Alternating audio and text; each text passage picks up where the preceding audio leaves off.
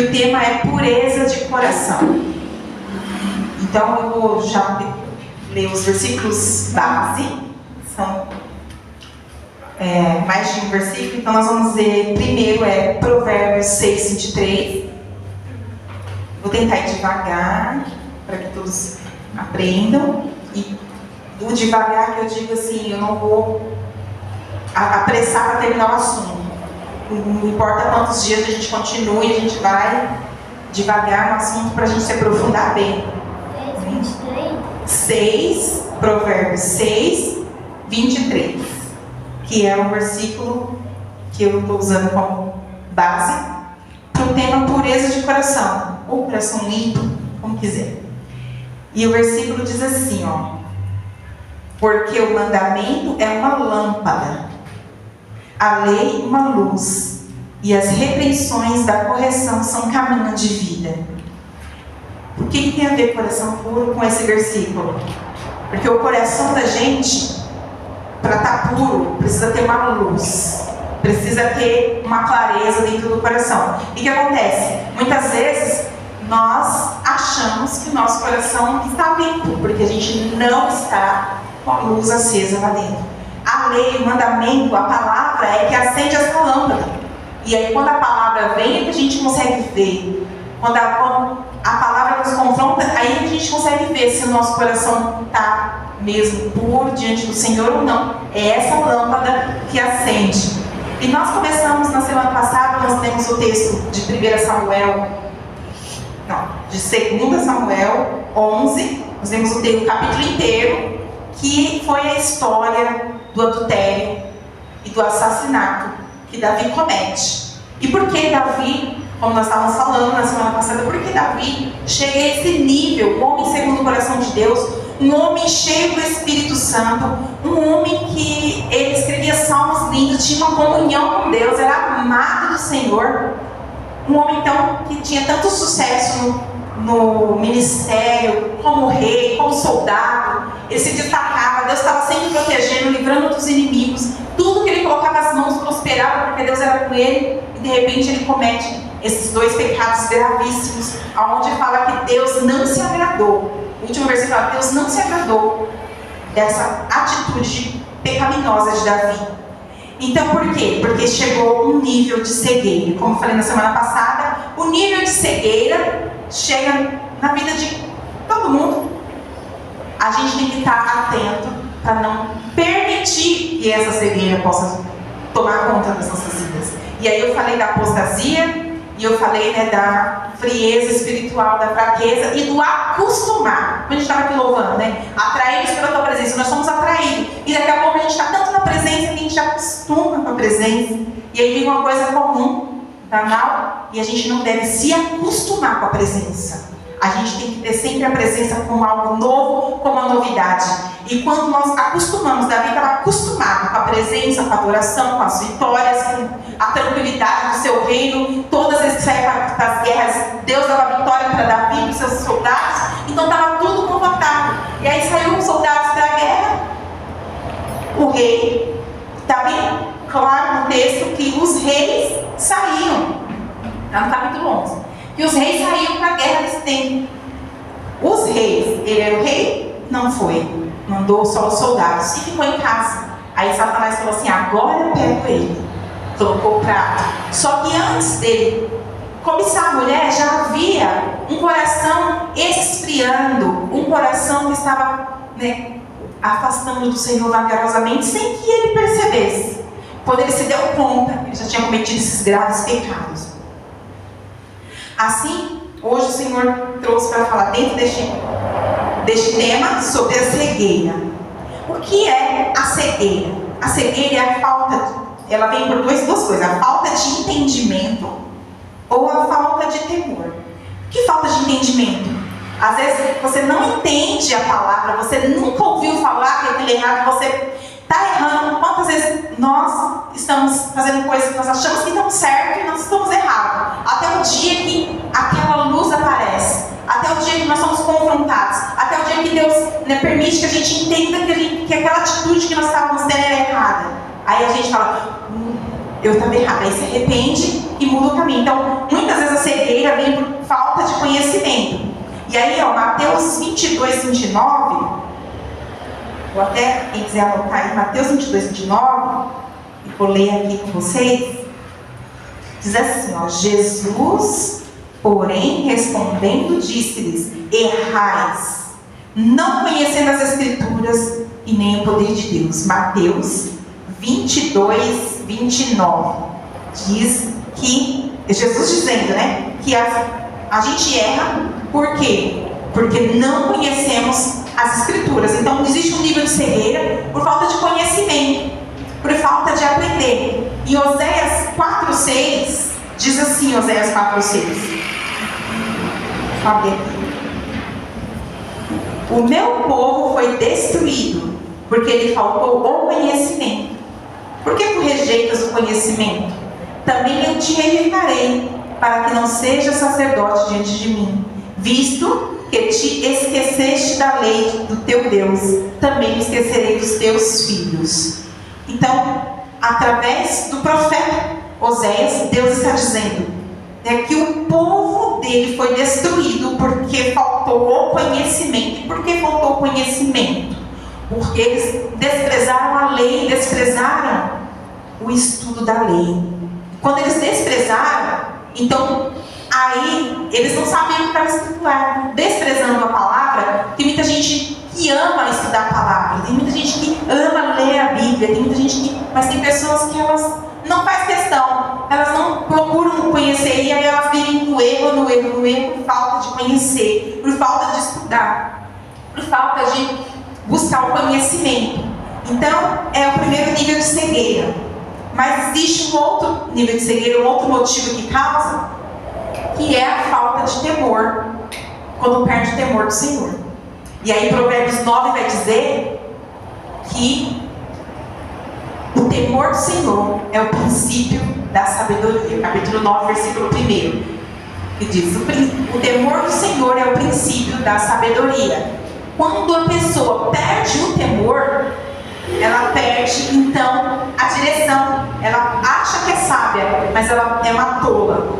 E aí, onde Davi, naquele momento que ele cometeu aquele adultério, e depois de tentar consertar o adultério, fazendo um outro erro, que é o assassinato, ele estava vivendo não só um nível de cegueira, não só um nível de apostasia, mas ele estava com falta de temor. Ele não temeu a Deus. No momento que ele foi ali cometer os pecados, ele nem se lembrou que Deus existia, porque perdeu o temor. Ele estava ali agindo na carne, agindo naturalmente, agindo conforme o que ele achava na sua mente, o que ele sentia vontade de fazer. Ele estava sendo guiado pela carne dele e não pelo Espírito. E sendo assim, ele, quando foi cometer aquele pecado, ele se afastou mais ainda de Deus, porque já não havia temor no coração.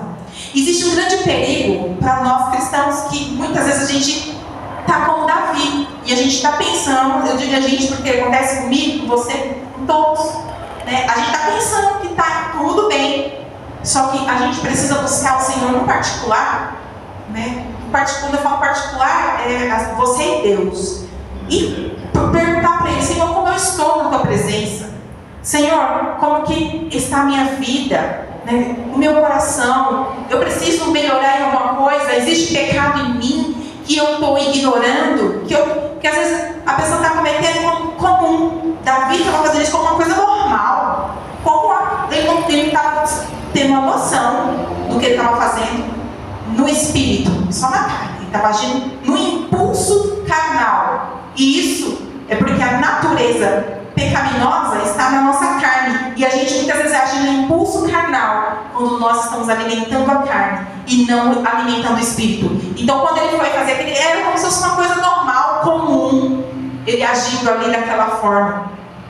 E o Senhor, Ele nos chama para temer a Ele, para ter sabedoria, porque quando a gente tem o Senhor, a gente tem sabedoria. E Salomão também termina o livro de Eclesiastes no último versículo, falando que o fim de tudo, acho que é o penúltimo versículo do livro, que ele fala assim, no fim de tudo é tema ao Senhor e obedecer seus mandamentos. Por que ele fala isso? Porque no geral, todas as pessoas que têm o tem temor do Senhor, ele é próspero, ele é sábio, ele tem bênção, porque ele tem temor do Senhor. E no geral, todos aqueles que perdem temor, eles se tornam mal, pecador e colhem frutos do que planta. Então a gente tem que ter uma noção que não só a gente está, quando a gente está agindo pelo impulso da carne e pecando, que a gente está agindo só, prejudicando só nós mesmos. Nós estamos prejudicando um monte de outras pessoas e entristecendo a Deus. Ele falou aqui, Eclesiastes 12:13, que diz, né, o fim de tudo é temer o Senhor.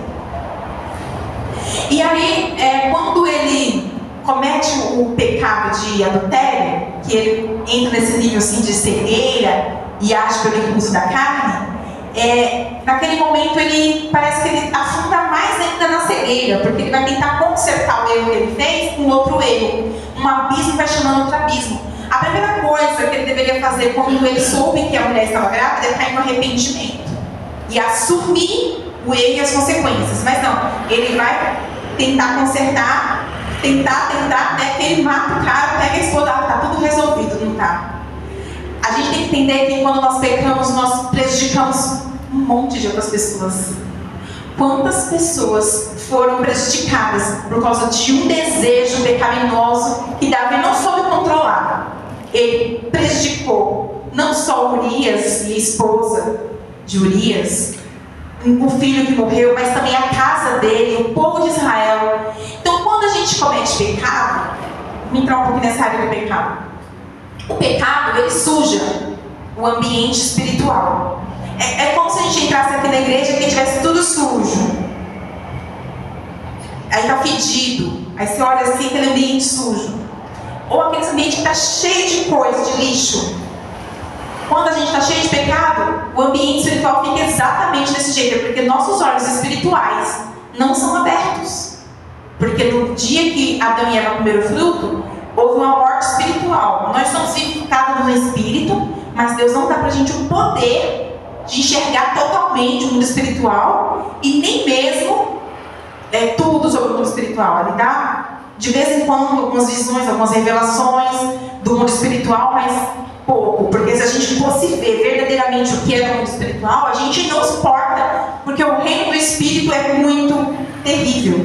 E os pecados, eles sujam o mundo espiritual. Então, se eu cometo um pecado, eu me sujo o ambiente onde eu estou. Eu sujo a minha casa, a minha família, que mora comigo, os vizinhos. Consequências espirituais vêm para a região. Existem espíritos territoriais que ficam em ambientes, em casa, em locais assim que nem aqui, locais, ambientes, mas também na empresa. Às vezes você está do lado, trabalhando, não com a pessoa que ela está cometendo um monte de pecado, ela está sujando, ela está te prejudicando de alguma forma, porque aquele peso, aquele pecado, ela te contamina. As consequências do pecado do outro, ela recai sobre todos. Então, quando a gente vê o sofrimento geral, a gente fala assim, mas é injusto. Às vezes a gente pode achar que é injusto, mas existe muito pecado.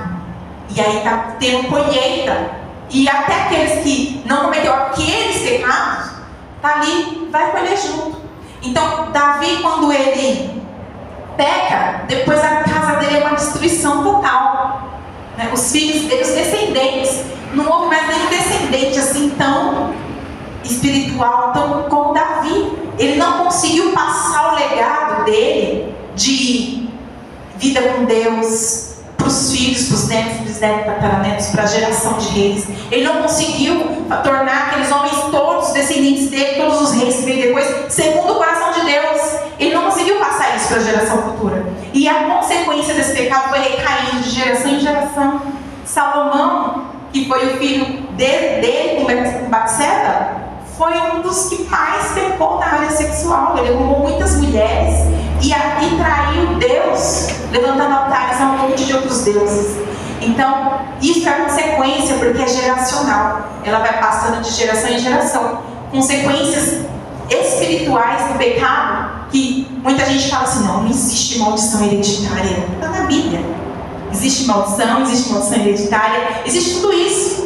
Agora, mas Jesus não levou na cruz? Jesus morreu na cruz para nos salvar. Jesus morreu na cruz para nos libertar, Jesus levou toda a maldição do mundo. E por que muita gente ainda está na maldição? Porque muita gente não está salva.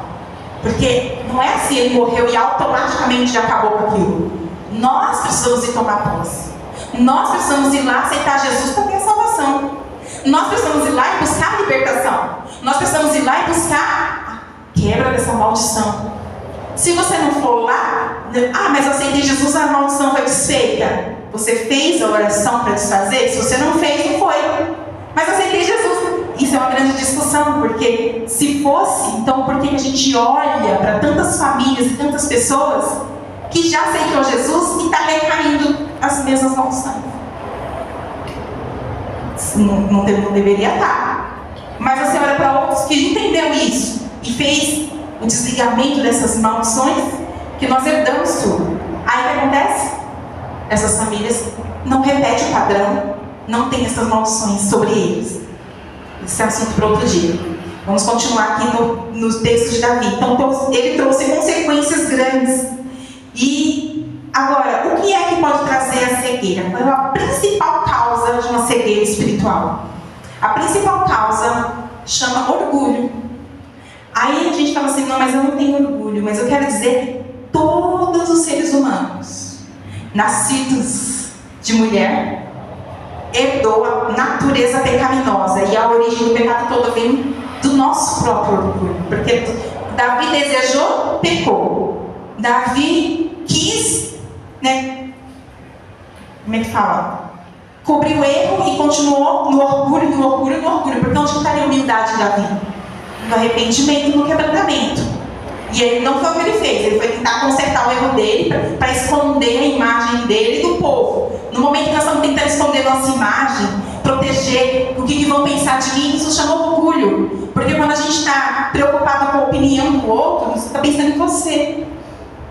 Davi estava pensando nele, na imagem dele, nele como rei, queria proteger. E aí depois que ele fez tudo isso, achou que estava tudo bem. Só que não estava. E o orgulho, vou dar aqui um exemplo. Saul foi orgulhoso porque ele começou a se preocupar muito mais com a imagem dele como rei do que com agradar a Deus. Quantas vezes nós, como cristãos, queremos muito mais agradar o homem na terra, agradar a igreja, agradar as pessoas, agradar familiares, do que agradar a Deus. E muitas vezes nós precisamos agradar a Deus. Não se preocupar se nós vamos fazer a vontade das pessoas. Porque quando a gente vai tentar agradar as pessoas, a primeira coisa, a gente não consegue. A gente pensa que está conseguindo, mas a gente não consegue agradar as pessoas. Porque você faz esse, mas aí ela desagradou da outra coisa que você não fez. Então você não consegue. Vai ficar aquele ciclo. Você não consegue agradar as pessoas. E outra coisa, para agradar as pessoas, você desagrada a Deus.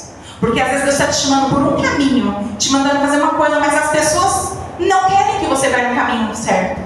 Então, para que nós possamos agradar a Deus, nós precisamos abrir mão do nosso orgulho, do nosso eu, do nosso ego. Eu quero ler aqui Marcos 7, 21.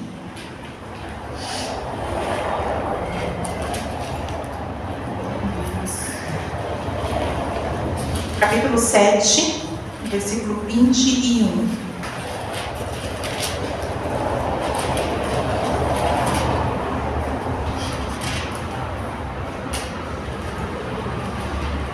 Diz assim: porque do interior do coração dos homens saem os maus pensamentos, os adultérios, as prostituições, os homicídios, os furtos, a avareza, as maldades, o engano, a dissolução, a inveja, a blasfêmia, a soberba, a loucura, e todos esses males procedem de dentro e contaminam o homem.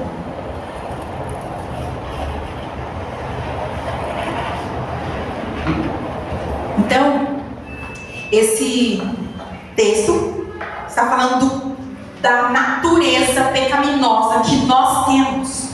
Do nosso coração sai tudo isso daí. Na semana passada eu li lá os textos que Paulo escreve sobre a carne. Isso aí está tudo dentro da nossa carne. E a carne, ela tem que ser mortificada cada dia a dia. Nós precisamos matar a nossa carne, nosso eu, com nós mesmos negando a ela e dizendo sim para o Espírito. Como é isso? O Espírito tem sede de Deus.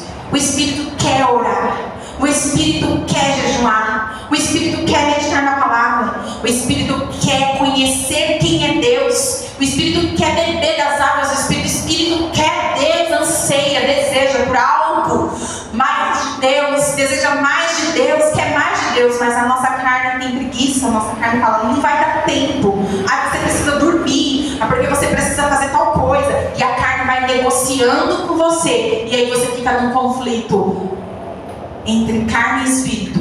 E quando você alimenta mais a carne vai começar a puxar para pecados, porque nós somos carne, e ela vai começar a tentar. Talvez não o pecado que Davi cometeu, talvez sim, talvez não, mas existem tantos outros pecados que a carne pode tentar pra gente cometer, e o Senhor, Ele traz para nós, né? Alimente o Espírito, porque quem anda no Espírito não cumpre as obras da carne. Então não é uma coisa difícil, não é uma coisa dura. Deus não vai pedir pra gente fazer uma coisa que vai ser cansativa, dura, difícil, uma rigidez. Olha, você anda aqui, você faz assim, senão que nem como muitas vezes os militares e pessoas que participam de coisas com muita regra, que são muito exigidos, muito cobrados, tem que andar na linha, tem que fazer isso, tem que fazer aquilo. Não, com Deus não é assim. Com Deus, primeiro você diz sim para alimentar o Espírito. No começo a carne não vai deixar, você insiste e vai. Conforme você vai se enchendo do Espírito, os seus desejos passam a ser os desejos do Espírito.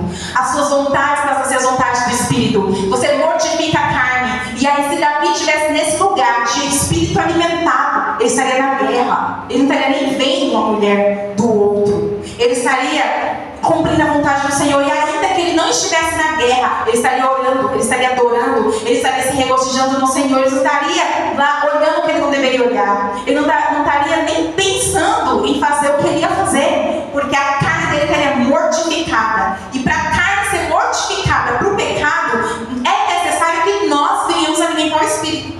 Mas é o alimento diário, porque nós comemos comida todos os dias, e quando a gente come comida, a gente fortalece o nosso corpo. E se você ficar um dia inteiro sem comer, você vai sentir fome e fraqueza. Você ficar 2 dias, 3 dias sem comer, você vai sentir fome, vai sentir fraqueza. Por quê? Porque nós precisamos do alimento. Assim o Espírito precisa do alimento. E quando a gente deixa ele morrendo, aí a carne vai ficando forte, e aí o Espírito não consegue dominar. E nós temos que ser dominados, guiados pelo Espírito. Tem muitos versículos que eu não trouxe eles, mas tem muitos versículos que falam: seja guiado pelo Espírito e não cumprireis as obras da carne. Andai em Espírito e não cumprireis as obras da carne. Então, muitas vezes as pessoas olham e falam assim: mas como que você consegue? Eu lembro que na minha adolescência, na minha juventude, eu sempre fui muito dedicada em buscar Deus. Eu tinha uma sede de Deus tão grande, e ela nunca acabou, ela está aqui. Nunca, graças a Deus, essa sede acabou. Nunca. Eu sempre tenho uma sede de buscar Deus. Mas na minha adolescência eu tinha mais disponibilidade. Então eu buscava muito a Deus, eu orava muito. Já teve dias assim de eu tirar mais ou menos 8 horas de oração. Não direto, né? Mas somando todas as horas do dia, dava mais ou menos isso. Porque eu tinha aquele tempo, né? Tinha aquela disponibilidade. Eu busquei muito a Deus, buscava. Então eu não tinha desejo nenhum para as coisas do mundo. Nenhum. Aquilo que as pessoas falavam assim: ai, mas eu falava assim: que graça tem isso? Eu prefiro a presença de Deus, eu prefiro ser cheio do Espírito, eu prefiro estar lá caída no chão, cheio do Espírito Santo, do que tá. Aí eu ficava assim. E as meninas, ao contrário, as outros jovens, olhavam para mim e falavam: como que ela consegue? Ela não gosta de nenhuma música do mundo, como assim? Os jovens crentes, né? Eu falava assim: como assim? Você está falando, como que você consegue? Aí eu falava para elas o segredo. Só que na hora de praticar, elas não queriam praticar. O segredo é se encher do Espírito, alimentar o Espírito, e não vai cumprir as obras da carne. É tipo assim, é algo prazer, é leve, porque quem capacita a gente para obedecer os mandamentos é o mesmo que criou os mandamentos. Eles nos capacitam e nos dá força para vencer esses mandamentos, para viver nesses mandamentos, para andar no Espírito, para cumprir as obras do Espírito, para não andar na carne. Então Senhor, Ele vai trazer para a gente leve, vai ser prazeroso, vai ser gostoso. Amém?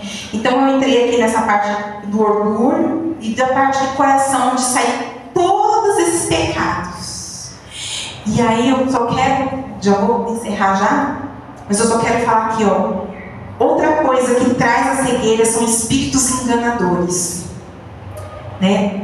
O orgulho e os espíritos enganadores. Muitas vezes os espíritos enganadores, todos nós ouvimos e não discernimos. Achamos que o pensamento é nosso entendimento, é nosso achismo, e às vezes aquele é seta, é pensamentos enviados dos próprios demônios para nos afastar do Senhor. E o que esses pensamentos fazem? Lá em 1 Timóteo 4 vai dizer que nos últimos dias apostatarão alguns da fé, dando ouvido a doutrinas de demônios e a espíritos enganadores. Apostatar é desviar-se da fé vagarosamente, ouvindo doutrinas de demônios e espíritos enganadores. Eu aprendia lá na adolescência, na escola dominical, né, com os professores, que era os falsos mestres.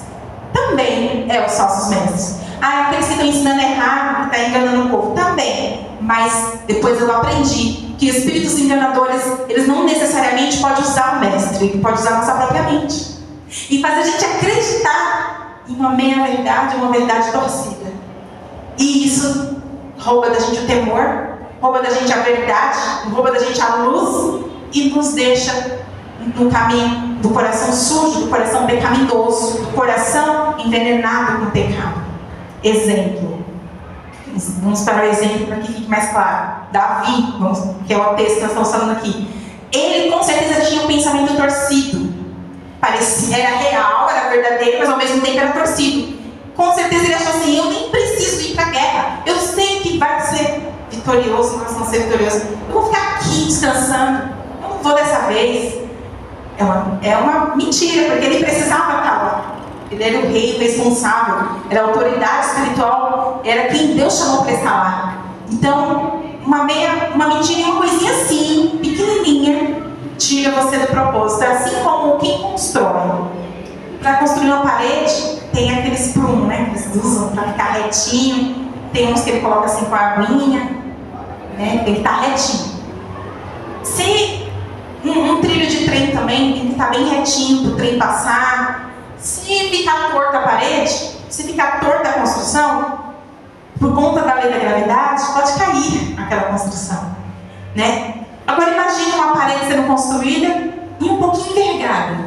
Dá uma envergadinha aqui no meio. E ela vai sendo construída, ela vai ficar um montão torta por conta de um pouquinho que sai da linha, igual um trilho. Sai um tiquinho assim da linha, pode tomar uma proporção totalmente diferente, com um longo tempo. Então, a palavra de Deus, ela é uma verdade absoluta. E quando a gente torce essa verdade, e a gente que torce, com o pensamento que a gente alimenta, que os demônios muitas vezes lançam, de seta, de coisas que são verdadeiras. Como que a gente vai saber se esse pensamento é maligno ou é de Deus? Perguntando a Deus: Senhor, isso é verdade? Eu estou certa? Esse pensamento vem de Ti? Me dá um discernimento. Busca o discernimento. O Espírito Santo, ele revela e dá o discernimento dos pensamentos. E aí a gente vai saber se a gente está ouvindo demônios, se é a nossa própria carne falando também, ou se é o Espírito Santo que está te falando. Porque na nossa mente, nós temos essas vozes. A nossa própria, as vozes malignas e a voz de Deus. Ainda tem mais uma voz, que é a voz do povo. O povo fica, muitas vezes, sendo usado pelo diabo para falar coisas, né? E o Senhor, Ele nos mantém na linha.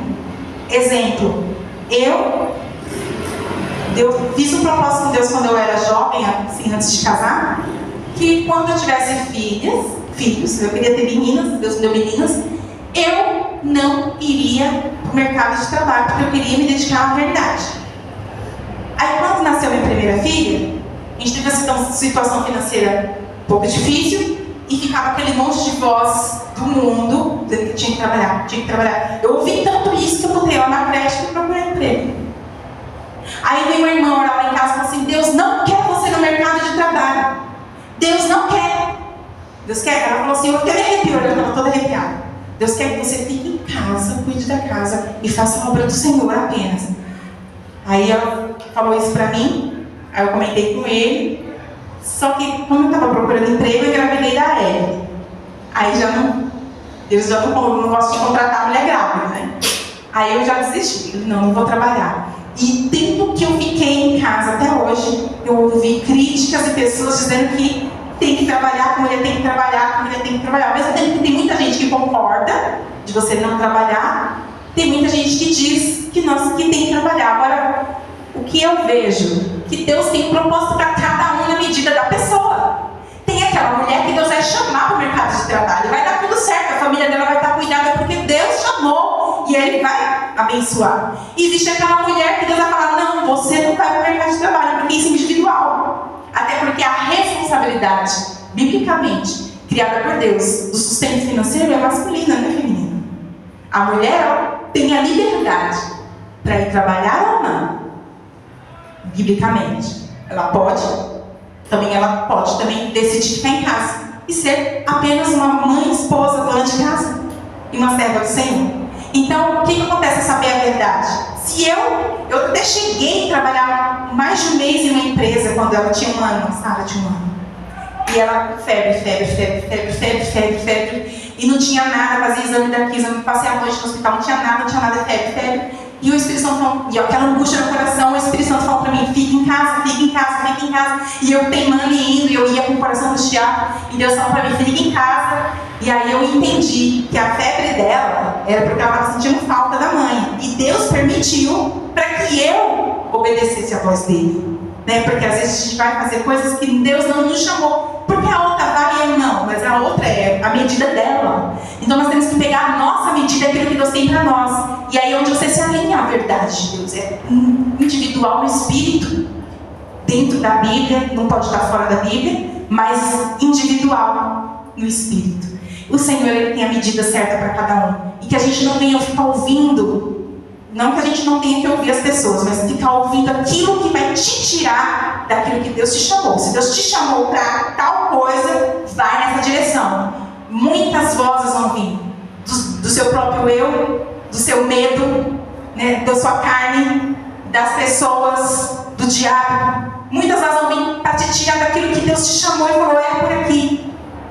Mas você tem que ser obediente à voz de Deus, porque Ele vai te abençoar quando obedece à voz dele. Então, espíritos enganadores, também está em 2 Coríntios 4:4. Vou encerrar com essa parte dos espíritos enganadores, e depois nós vamos falar na semana que vem mais um pouquinho de pecados ocultos.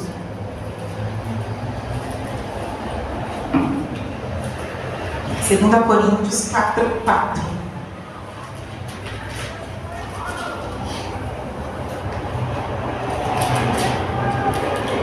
Diz assim, ó. 2 Coríntios 4:4. Eu vou ler, filha, para não demorar, depois você lê em casa. Diz assim, ó. Nos quais o Deus deste século cegou o entendimento dos incrédulos, para que não lhes resplandeça a luz do Evangelho da glória de Cristo, que é a imagem de Deus. Então, esse Deus do século que cega o entendimento dos incrédulos, Ele também pode nos cegar de coisas que nós precisamos de libertar, de caminhar, de viver, de coisas que pode nos cegar. E para que não veja a luz do Evangelho. A luz do Evangelho a gente não vê só no dia que aceitou Jesus. A luz do Evangelho a gente vê dia a dia, todos os dias. E muitas vezes, vou dar mais um exemplo de verdade torcida, que é sobre a salvação e sobre a graça. Que aqui, ó, em Efésios 2, 8 e 9. Deixa eu ler aqui rapidinho.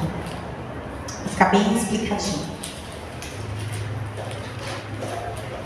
Efésios 2, 8 e 9. Diz assim: porque pela graça sois salvos por meio da fé. Isso não vem de vós, é dom de Deus. Não vem das obras para que ninguém se glorie. E é somente aqui, esses 2 versículos. Muitas pessoas pensam torcido para um lado e outros para o outro lado. Uns acham que a graça me dá o direito de eu andar como eu quero, cometendo igual Davi, cometendo os pecados e está tudo bem, porque Deus me ama, Ele me entende, Ele entende minha tentação, Ele entende meus desejos, Ele sabe que eu amo Ele, mas que eu não consigo vencer minhas tentações, e leva para viver uma vida de pecado, achando que Deus é graça, que vai perdoar. Só que a graça não significa isso. A graça é muito mais profunda do que isso. A graça, ela vem manifestar sim nas nossas fraquezas, mas é a partir de um coração quebrantado. É a partir de um arrependimento verdadeiro, não de remorso, porque existe um arrependimento verdadeiro e existe um remorso. Todos que choram porque cometeu um pecado e volta para aquele pecado, e chora de novo e volta para aquele pecado, e chora de novo, ele não está se arrependendo, ele está com remorso e culpa, porque aquele que se arrepende, ele deixa. Aquele que se arrepende alcança uma graça de Deus e é liberto. Então é necessário pedir o Espírito Santo, porque é Ele que traz o arrependimento para nós. E o outro erro da graça que as pessoas cometem é que acha que eu tenho que orar para ser salvo, eu tenho que fazer a obra para ser salvo, eu tenho que fazer isso. Só que isso eles acreditam no inconsciente, porque eles entendem que não é digno de entrar na presença de Deus para orar porque ele não fez alguma coisa para Deus. Ai, eu estou uma semana sem tirar meu tempo de oração, como que eu vou na presença de Deus agora? Que vergonha. Primeira coisa que Adão e Eva fez quando pecaram foi se esconder de Deus. Nós muitas vezes temos essa mesma atitude. A gente pecou, a gente errou, a gente falhou, a gente não conseguiu, aí a gente quer se esconder de Deus, porque a gente acha que as nossas obras é que vai nos aprovar. Nós procuramos a aprovação de Deus com tudo que a gente faz, e Deus não está procurando aprovar ninguém pelas obras, a não ser pelo coração, pela intenção, pelo quebrantamento, pelo arrependimento, pelo amor, pela dedicação que você tem a Deus. Aí depois vem as obras. As obras, elas são passadas pelo fogo. Por que pelo fogo? Porque tem obras que são mortas, tem obras que Deus não recebe. Tem pessoas que trabalham de noite no ministério para Deus e aquelas obras não passam do teto, Deus não recebe. Por quê? Porque tem intenções erradas, porque não tem um coração quebrantado, porque não está arrependido, porque não está com um coração que ama a Deus. Às vezes ele ama o trabalho, ele ama fazer aquela obra, ele ama o aplauso, ele ama o sucesso, mas ele não consegue enxergar porque é um nível de cegueira. Ele acha que está agradando a Deus. Amém? Eu vou encerrar a conta do horário. Está bem gostoso falar disso. Semana que vem a gente vai continuar nesse assunto. Então, eu sou o exemplo disso, que muitas vezes eu trabalhei para Deus achando que eu estava fazendo aquilo, porque eu amava a Deus, e eu amava. Mas lá no fundo tinham as motivações erradas. E eu vou trazer aos pouquinhos nesse estudo sobre isso, que todo mundo passa por isso, e isso acontece na igreja sempre, mas nós precisamos buscar para que Deus coloque luz e nos revele. Isso só é possível por meio da palavra e do Espírito Santo de Deus. Amém? Vamos orar?